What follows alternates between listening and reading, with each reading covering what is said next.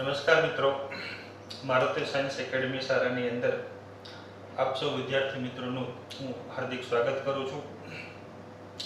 તો આપણે આજે ધોરણ 12 ફિઝિક્સ ચેપ્ટર નંબર 4 ની અંદર આગળ છે એ આપણે છે એ અભ્યાસ કરીશું. તો ગયા લેક્ચરની અંદર આપણે જોયું કે જ્યારે વિદ્યુત ભારને ચુંબકીય ક્ષેત્રની અંદર ગતિ કરાવવામાં આવે છે ત્યારે તેનો છે એ ગતિપથ કેવો બને છે તેના વિશે આપણે છે એ ઊંડાણપૂર્વક અગાઉના લેક્ચરની અંદર આપણે અભ્યાસ કર્યો તથા તેની સાથે સાથે આપણે વિદ્યુત ક્ષેત્રની પણ વાત કરેલી હતી. ચુંબકીય ક્ષેત્રની સાથે આપણે વિદ્યુત ક્ષેત્રને પણ સાથે રાખીને છે કામ કર્યું હતું. તો આજે એ જ ટોપિક ઉપર થોડુંક છે હજુ આપણે છે ઊંડાણપૂર્વક ડિસ્કશન કરવું છે. તો સૌપ્રથમ આપણે છે એ અગાઉના લેક્ચરનું છે થોડુંક રિવિઝન કરી લઈએ જે આજની થિયરી માટે છે ખૂબ અગત્યનું છે. તો આપણે જોયું કે જ્યારે ચુંબકીય ક્ષેત્રની અંદર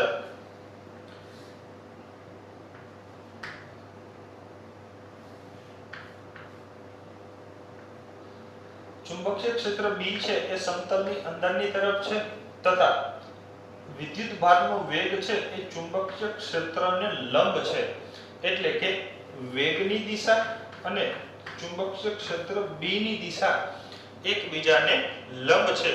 આવા કેસની અંદર વિદ્યુત ભાર પર બળ લાગે છે અને જે આપણે જોયું હતું જે બળ કેન્દ્રગામી બળ છે જેના લીધે વિદ્યુત ભાર છે એ ચુંબકીય ક્ષેત્રને લંબ રૂપે એક વર્તુળાકાર ગતિ કરે છે.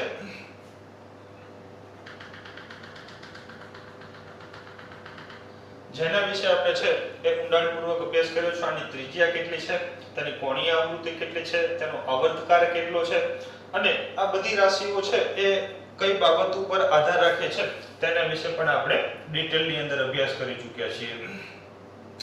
તો આવો જ એક બીજો કેસ આપણે જો ચુંબકીય ક્ષેત્રની વાત કરીએ તો જ્યારે ચુંબકીય ક્ષેત્ર આ દિશામાં રહેલું છે અને આ ચુંબકીય ક્ષેત્રની અંદર આ પ્લસ q જેટલા વિદ્યુત ભારને ચુંબકીય ક્ષેત્રની દિશામાં v વેગથી ગતિ કરાવવામાં આવે છે ત્યારે આ વિદ્યુત ભાર પર લાગતું બળ સમીકરણ મુજબ sin થીટા છે. અહીંયા થીટા 0 ડિગ્રી છે માટે લાગતું બળ છે એ શૂન્ય થશે. એટલે કે અહીંયા ચુંબકીય ક્ષેત્ર દ્વારા વિદ્યુત ભાર પર કોઈ પણ પ્રકારનું બળ લાગતું નથી, પરિણામે કોઈ કાર્ય થતું નથી અને વિદ્યુત ભાર જે દિશામાં ગતિ કરે છે એ જ દિશાની અંદર છે એ પોતાની ગતિ છે એ ચાલુ રાખે છે. એટલે કે વિદ્યુત ભારનું કોણાવર્તન થતું નથી. અહીંયા આપણે એમ પણ જોયું હતું કે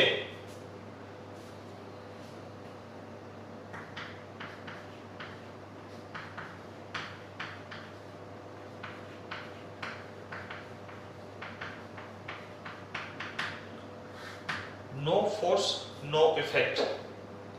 તો આજે આપણે છે આજની જે થિયરી ના વિશે જે આપણે ચર્ચા કરવી છે તેની અંદર આપણે જ્યારે વેગ છે ચુંબકીય ક્ષેત્રને લંબ હશે તથા જ્યારે વિદ્યુત ભારનો વેગ છે એ ચુંબકીય ક્ષેત્રની દિશામાં હશે અને આજે આપણે આ બંને પ્રકારની ગતિને એક થિયરીની અંદર છે આપણે સમાવેશ કરીએ છીએ. એટલે કે તે વિદ્યુત ક્ષેત્રની દિશામાં પણ ગતિ કરે છે તથા વિદ્યુત ક્ષેત્રને લંબ રહે તેમ પણ ગતિ કરે છે. તો ચલો આજે આપણે આના વિશે છે એ ચર્ચા કરીએ.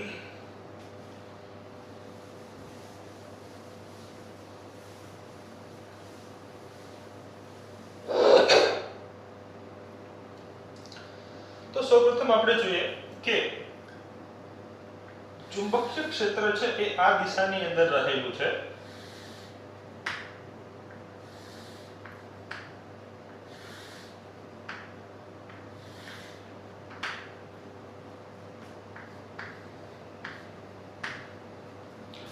અહીંયા વિદ્યુત ભારને ચુંબકીય ક્ષેત્રની દિશામાં કે ચુંબકીય ક્ષેત્રને લંબ રૂપે નથી ગતિ કરવામાં આવતો, પરંતુ ચુંબકીય ક્ષેત્ર સાથે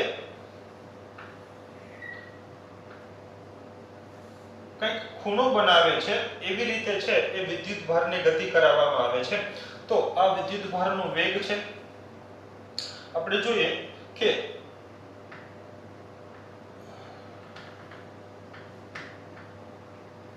આ વિદ્યુત ભારે ચુંબકીય ક્ષેત્ર સાથે બનાવેલો ખૂણો થીટા છે. તો આ પ્રકારની ગતિ વિશે આજે આપણે અભ્યાસ કરશું. તો સૌપ્રથમ આપણે જોઈએ કે અહીંયા વિદ્યુત ભાર છે એ ચુંબકીય ક્ષેત્ર સાથે થીટા જેટલો ખૂણો બનાવે છે. પરિણામે આપણે આ વેગને છે એ બે ઘટકની અંદર છે એ વિભાજિત કરી શકીશું. તો એક ઘટક બને છે આ ઘટક બનશે, જેને આપણે v cos θ તરીકે લઈશું તથા બીજો ઘટક છે જે ચુંબકીય ક્ષેત્રને લંબ રૂપે હશે, જેને આપણે v sin θ તરીકે લઈશું. v sin θ હશે. તો સરળતા રહે તે માટે આ ઘટકને આપણે છે એ v1 નામ આપીએ છીએ તથા આ ઘટકને આપણે છે એ v2 નામ આપીએ છીએ. તો હવે આપણે જોઈએ તો આમાં કોઈ થિયરી નવી નથી આવતી. આ બંને ઘટક એટલે કે આ ઘટકની વાત કરીએ તો આ વેગ છે, વેગનો આ ઘટક છે એ ચુંબકીય ક્ષેત્રની દિશામાં છે. જો વેગના આ ઘટકની વાત કરીએ તો આ ઘટક છે એ ચુંબકીય ક્ષેત્રને લંબ રૂપે છે. તો આ બંને પ્રકારની ગતિનો તો આપણે છે એ અગાઉના લેક્ચરની અંદર ખૂબ સારી રીતે અભ્યાસ કરી લીધો છે. તો કે આ બંને પ્રકારની ગતિને લીધે છે એ બળ છે એ કઈ દિશામાં લાગશે તથા આ વિદ્યુત ભારની ગતિનો પથ છે એ કેવો બનશે. તો આજે આપણે જોઈએ કે સૌપ્રથમ આપણે છે એ એક પછી એક દરેક ઘટકની વાત કરીએ. તો આપણે v1 વેગ એટલે કે v cos θ વિશે વાત કરીએ સૌપ્રથમ. તો v cos θ ઘટક છે એ ચુંબકીય ક્ષેત્રની દિશામાં રહેલો છે, એટલે કે v1 અને ચુંબકીય ક્ષેત્ર b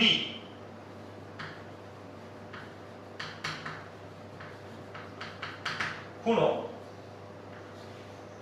θ = 0 ડિગ્રી છે. માટે ચુંબકીય ક્ષેત્ર દ્વારા વેગના આ ઘટક પર લાગતું બળ જો આપણે વાત કરીએ F, તો qvb sin θ મુજબ, તો અહીંયા આપણે છે એ v1 લખીએ છીએ કારણ કે વેગનો v1 ઘટક વિશે આપણે વાત કરીએ છીએ. પરંતુ v1 અને b વચ્ચેનો ખૂણો 0 હોવાથી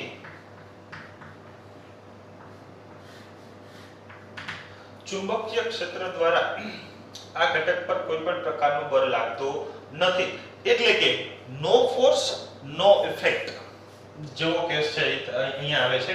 તો જ્યારે વિદ્યુત ભારને ચુંબકીય ક્ષેત્રમાં કોઈ થીટા ખૂણે છે ગતિ કરાવવામાં આવે છે ત્યારે તેનો એક ઘટક છે એ ચુંબકીય ક્ષેત્રની દિશામાં રહેતો હોવાથી આ ઘટક પર કોઈ પણ પ્રકારનું બળ લાગતું નથી. પરિણામે v1 ઘટક છે એનું મૂલ્ય તથા એની દિશા પણ બદલાતી નથી. જો આપણે એના બીજા ઘટક વિશે વાત કરીએ જે v2 છે એટલે કે v2 = v sin θ વિશે વાત કરીએ તો અહીંયા આપણે જોઈ શકીએ છીએ કે v2 ઘટક છે એ ચુંબકીય ક્ષેત્રને લંબ રૂપે રહે છે, એટલે કે v2 અને ચુંબકીય ક્ષેત્ર b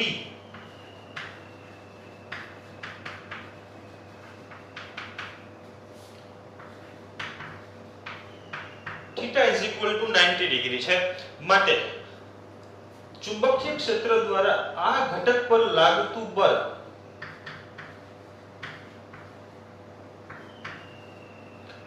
q v2b જેટલું થશે,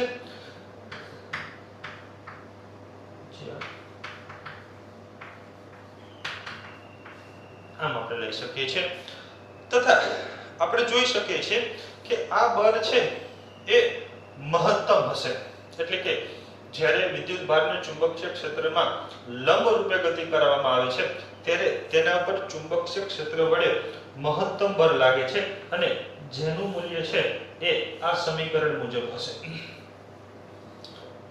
તો આ ઘટકની જો આપણે હવે વાત કરીએ તો લાગતું બળ એ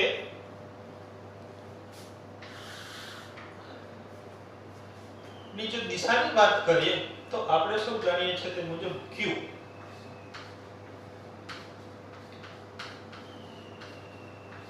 આ મુજબ થશે. તો અહીંયા આપણે જોઈ શકીએ છીએ કે લાગતા બળની દિશા છે એ v2 ઘટકને લંબ રૂપે હશે. તો અગાઉના લેક્ચરમાં આના વિશે આપણે છે ખૂબ ઊંડાણપૂર્વક અભ્યાસ કરી ચૂક્યા છીએ કે જ્યારે કોઈ વિદ્યુત ભાર છે એ ગતિ કરે છે અને આ વિદ્યુત ભારને લંબ રૂપે બળ લાગે છે ત્યારે તેના વેગના મૂલ્યમાં કોઈ ફેરફાર થતો નથી, માત્ર તેની દિશા બદલાય છે. તથા આપણે એ પણ જોઈ ગયું કે જ્યારે વિદ્યુત ભારને ચુંબકીય ક્ષેત્રની અંદર લંબ રૂપે ગતિ કરાવવામાં આવે છે ત્યારે તેનો ગતિપથ છે એ વર્તુળાકાર બને છે. તો અહીંયા આપણે છે જોઈશું કે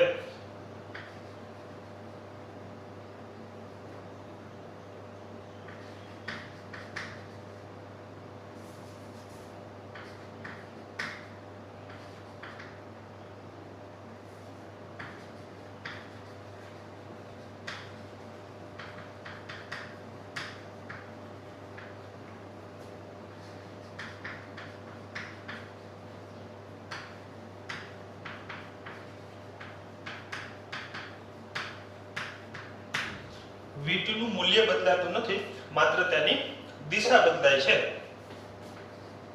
તથા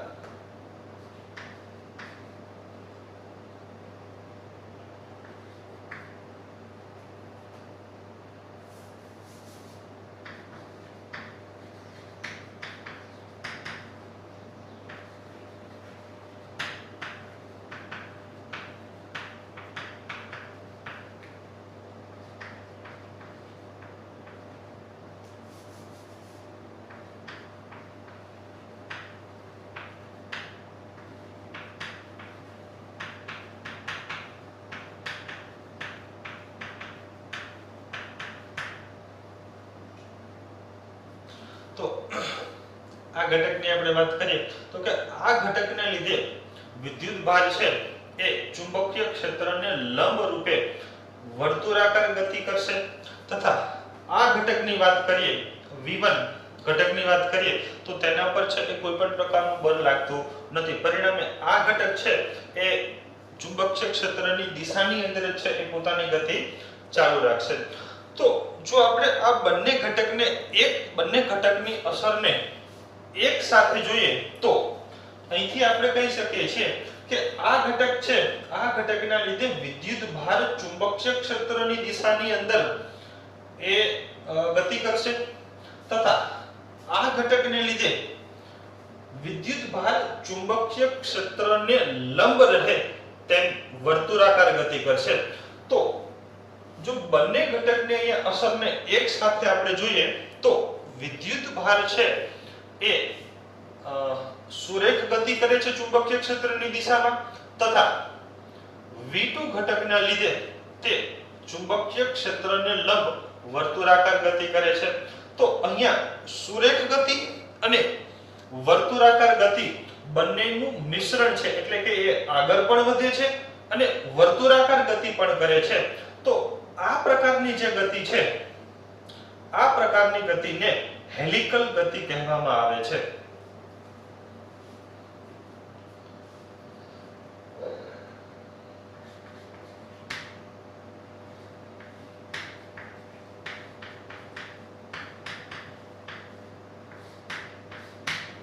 એટલે કે જ્યારે વિદ્યુત ભારને ચુંબકીય ક્ષેત્રની અંદર ચુંબકીય ક્ષેત્ર સાથે કોઈ થીટા ખૂણે ગતિ કરાવવામાં આવે છે ત્યારે વિદ્યુત ભાર છે એ હેલિકલ ગતિ કરે છે, એટલે કે નથી તો વર્તુળાકાર ગતિ કે નથી છે એ સુરેખ ગતિ છે, પરંતુ આ બંનેની અસરને લીધે એ હેલિકલ ગતિ છે એ કરે છે.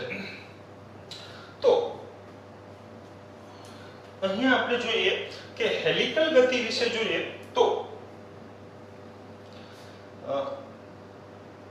ધારો કે આ પ્રકારની ગતિ છે, કેન્દ્ર છે અને આ કેન્દ્રની ફરતે છે એ કોઈ કણ છે એ ગતિ કરી રહ્યો છે, તો આ પ્રકારની ગતિને આપણે છે એ વર્તુળાકાર ગતિ કહીએ છીએ.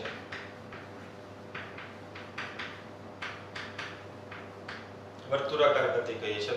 તથા જો આ પ્રકારની આપણે ગતિ લઈએ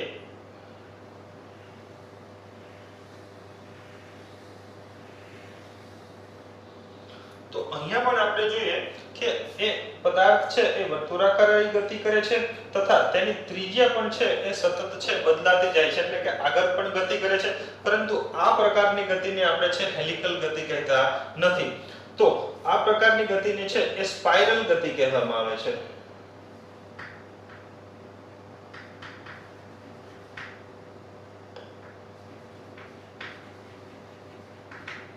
સ્પાઇરલ ગતિ કહેવામાં આવે છે.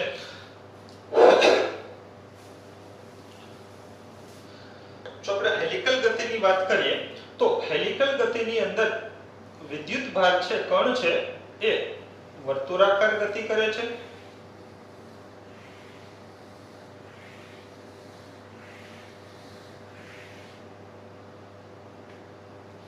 તો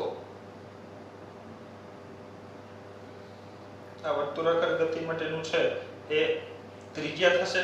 તથા અહીંયા આપણે જોઈ શકીએ છીએ કે વર્તુળાકાર ગતિ કરે છે, સાથે સાથે તે કણ છે એ આગળ પણ વધતો જાય છે. જો મિત્રો તમે જોયું હોય તો કે સ્પ્રિંગની અંદર, સ્પ્રિંગ તો આપણે શું બધાએ જોયું છે, તો સ્પ્રિંગની અંદર તમે કોઈ એક છેડેથી છે એ સ્પ્રિંગના તાર ઉપર તમે છે એ તમે હાથને સરકાવતા જશો તો આપણો હાથ છે એ વર્તુળાકાર ગતિ કરે છે, સાથે સાથે તે સ્પ્રિંગની દિશાની અંદર આગળ પણ વધે છે, એટલે કે એ સુરેખ ગતિ પણ કરે છે. તો હેલિકલ ગતિ માટે છે એ સ્પ્રિંગ છે એ સ્પ્રિંગની જે ગતિ સ્પ્રિંગની અંદર જે ગતિ આપણે હાથ વડે કરાવીએ છીએ તેને હેલિકલ ગતિ પણ કહેવાય છે.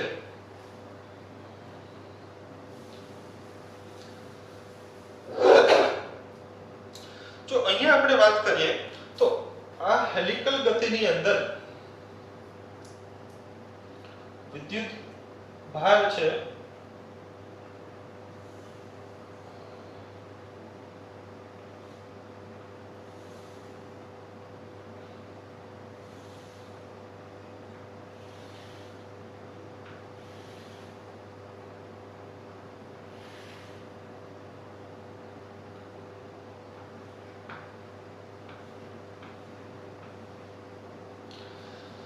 તો અહીંયા V1 ઘટકને લીધે છે એ વિદ્યુત ભાર છે એ ચુંબકીય ક્ષેત્રની દિશામાં ગતિ કરે છે, તથા V2 ઘટકના લીધે છે એ વિદ્યુત ભાર છે એ ચુંબકીય ક્ષેત્રને લંબ રહે તેમ વર્તુળાકાર ગતિ પણ કરે છે.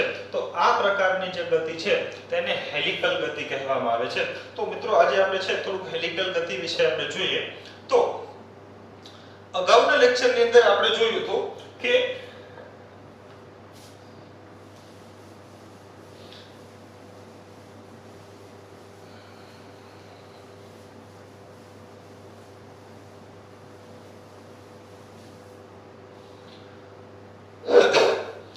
જ્યારે પદાર્થ ચુંબકીય ક્ષેત્રની અંદર વર્તુળાકાર ગતિ કરે છે ત્યારે તે વર્તુળાકાર માર્ગની ત્રિજ્યા r બરાબર વર્તુળાકાર માર્ગની ત્રિજ્યા r બરાબર જો આપણે જોઈએ તો mv/qb સમીકરણ મુજબ આપણે લખી શકીએ છીએ.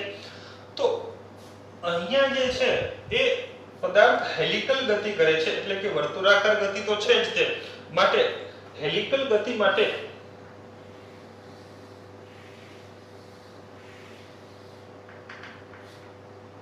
જો અહીંયા આપણે વાત કરીએ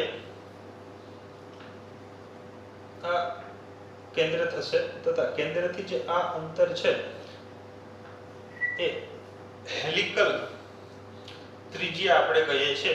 તો આ ત્રિજ્યાની આપણે વાત કરીએ, પરંતુ અહીંયા v1 ઘટક છે એ તો સુરેખ ગતિ વિદ્યુત ભારને કરાવે છે. તો અહીંયા v2 ઘટકને લીધે આ વિદ્યુત ભાર છે એ વર્તુળાકાર ગતિ કરે છે. માટે અહીંયા ત્રિજ્યાની અંદર v છે એ આપણે વિદ્યુત ક્ષેત્રને લંબ ઘટક લેવો જોઈએ. તો અહીંયા આપણે લખી શકીએ કે હેલિકલ માટેની જે ત્રિજ્યા છે એમ અહીંયા આપણે છે એ v2 ઘટક લીધો છે, માટે આપણે અહીંયા v2 લઈએ છે q * b. તો અહીંયા આ સમીકરણ બનશે m v sin θ qb થશે. જો આની આપણે છે એ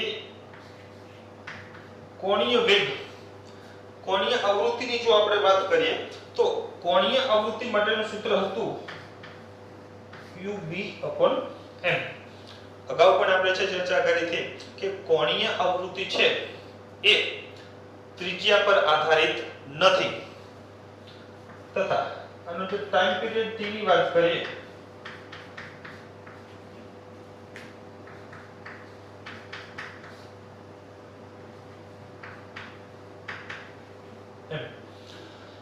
તો એક પરિભ્રમણ પૂરું કરવા માટે જે લાગતો સમય છે અને આપણે ટાઈમ પીરિયડ t બરાબર 2πm/q * b જેટલો છે. તો અહીંયા આપણે પણ જોઈ શકીએ છીએ કે આ જે ટાઈમ પીરિયડ છે એ ત્રિજ્યા પર આધારિત નથી. હેલિકલ વર્તુળ માટેની છે એ ત્રિજ્યા છે, કોણીય વેગ અને આવર્તકાર વિશે વાત કરીએ આપણે. જો આપણે v1 ઘટક વિશે જોઈએ તો હેલિકલની અંદર વિદ્યુત ભાર છે એ વર્તુળાકાર ગતિની સાથે સાથે એ સુરેખ ગતિ પણ કરે છે. તો સુરેખ ગતિ કરાવવા માટે એટલે કે ચુંબકીય ક્ષેત્રની દિશામાં ગતિ કરવા માટે છે એ v1 ઘટક જવાબદાર છે. માટે એક પરિભ્રમણ દરમિયાન એ વર્તુળાકારે ગતિ કરે છે, સાથે સાથે તે આગળ પણ વધે છે. તો આ જે અંતર છે કે એક પરિભ્રમણ પૂરું કરતા છે એ ચુંબકીય ક્ષેત્રની દિશાની અંદર કેટલું અંતર કાપે છે, આ અંતરને આપણે p વડે દર્શાવીએ છીએ તથા આ અંતરને આપણે પેચ કહીએ છીએ.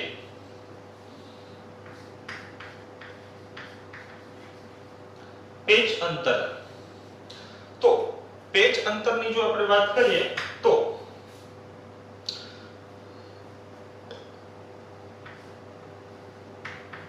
અંતર માટેનું જે સૂત્ર થશે v અને તે અંતર કાપવા માટે લાગતો સમય છે, વેગ ગુણ્યા સમય. તો અહીંયા જે આ વેગ છે એ v1 ઘટક છે જવાબદાર છે. તો કે સુરેખ ચુંબકીય ક્ષેત્રની દિશામાં તો છે એ v1 ઘટક જવાબદાર છે. માટે અહીંયા આપણે લખી શકીએ છીએ v1 * t. તો v1 થશે v cos θ તથા સમય છે એટલે કે એક પરિભ્રમણ પૂરું કરતા જે વર્તુળાકારે ગતિ કરે છે તથા તે છે એ સુરેખ ગતિ અંતર પણ કાપે છે. તો પરિભ્રમણ માટેનો સમય આપણે છે અહીંયા જોઈએ છે. તો અહીંયા આપણે છે આ t ને છે આપણે લખી શકીએ છીએ. તો અહીંયાનું સમીકરણ થશે 2πm/qb. આમ પેચ માટેનું સમીકરણ થશે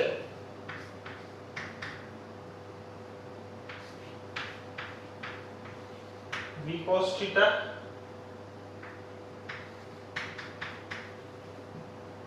2πm/qb.